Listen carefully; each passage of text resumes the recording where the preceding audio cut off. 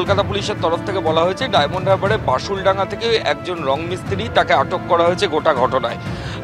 গতকাল রাতেই কলকাতা পুলিশের কাছে একটা ইনপুট আসে যে এই যে মহিলা প্রথমে যার মাথাটা ওখান থেকে রিকভারি হয় গ্র্যাহাম রোড থেকে, তার পোস্টমর্টেম হয়, মাথায় আঘাতের চিহ্ন পুলিশ আধিকারিকরা পান এবং তারপর আশেপাশের পারিপার্শ্বিক তথ্য প্রমাণ, এলাকার দোকানদারদের বক্তব্য, স্টেটমেন্ট এগুলো পাওয়ার পর তদন্তকারী আধিকারিকরা কার্যত নিশ্চিত হয়ে যান যে ভিকটিম অর্থাৎ যার বডি পার্টস ওখান থেকে রিকভারি হলো সে এবং অভিযুক্ত দুজনেই দক্ষিণ 24 পরগনার বাসিন্দা।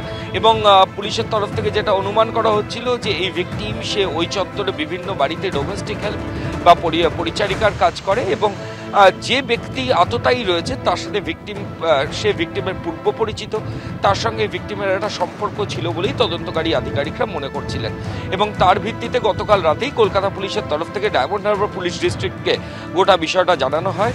আমাদের কাছে যে খবর আছে যে গতকাল রাতে ডায়মন্ড হারবার পুলিশ ডিস্ট্রিক্টের মগরাহাট এবং ডায়মন্ড হারবার দুটো থানার পুলিশ আধিকারিকরা বাসুলডাঙ্গা, এটা ডায়মন্ড হারবার পুলিশ জেলা ডায়মন্ড হারবার থানার অন্তর্গত, সেখানে একটা বাড়িতে তল্লাশি অভিযান চালায় এবং সেখান থেকেই একজন রং মিস্ত্রিকে তারা ইন্টারসেপ্ট করে।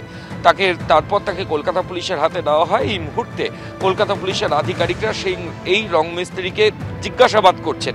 এই গোটা খুন, নৃশংস খুনের ঘটনায় এই রং মিস্ত্রির সরাসরি যোগসাজশ আছে কিনা বা সে গ্রেফতার হয়েছে কিনা সংশ্লিষ্ট বিষয়ে এখনো পর্যন্ত কলকাতা পুলিশের তরফ থেকে কোনো কনফার্মেশন করা হয়নি।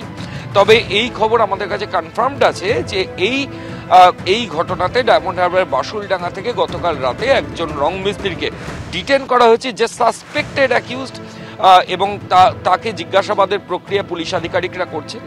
এখনো পর্যন্ত তদন্তে অনেক কিছু বাকি, যেমন বাকি বডি পার্টসগুলো কোথায় ফেলেছে অভিযুক্ত, সেখানে গিয়ে বাকিগুলো রিকভারি করা এবং কি মোটিভ কি আছে, কারণ এতটা নৃশংসভাবে খুনের ঘটনা ঘটেছে, অনেক প্রশ্ন এখনো আনঅ্যান্সার্ড রয়েছে। ঠিক সেই কারণেই তদন্তকারী আধিকারিকরা বলছেন যে তারা যাকে আটক করা হয়েছে তাকে জিজ্ঞাসাবাদ করছেন। যদি তার সরাসরি কমপ্লিসিটি বা যোগসাজশ থাকে সেক্ষেত্রে তাকে গ্রেফতারও পুলিশ আধিকারিকরা করবেন, কিন্তু এখনো পর্যন্ত আটকের স্টেজেই তাকে রাখা হয়েছে এবং তাকে ইন্টারোগেশন চলছে। কোনো প্রতিহিংসার থেকেই এই গোটা বিষয়টা হয়েছে এমনটাই মোটিভ হিসাবে তদন্তকারীরা বলছেন। তবে কোথায় খুন করা হলো, খুনে ব্যবহৃত অস্ত্র কি ছিল, কারণ এরকম নৃশংসভাবে খুন তো সচরাচর দেখা যায় না, ফলত কেন খুন করা হলো, কি এই গোটা প্লটে আর কেউ ছিল কিনা, এই গোটা বিষয়গুলো জানার জন্য কিন্তু এই অভিযুক্তকে নিজেদের হেফাজতে তদন্তকারীরা যতক্ষণ না নেবেন বা তাকে অফিসিয়ালি অ্যারেস্ট দেখাবেন, এই প্রশ্নগুলো কিন্তু মিসিং লিঙ্ক থেকেই যাবে। ধন্যবাদ ময়ূক। অন্যদিকে 4 ঘন্টার মধ্যে কেষ্টপুরে মহিলা খুনের কিনারা করলো বাগুইআটি থানার পুলিশ। নাগেরবাজার এলাকা থেকে গ্রেফতার করা হয় নিহত মহিলার ফেসবুক ফ্রেন্ড কৌশিক সাহাকে। মৃত মহিলার নাম অভিষিক্তা দে সাহা। তিনি কেষ্টপুরের রবীন্দ্রপল্লীতে স্বামী এবং 3 বছরের ছেলেকে নিয়ে থাকতেন।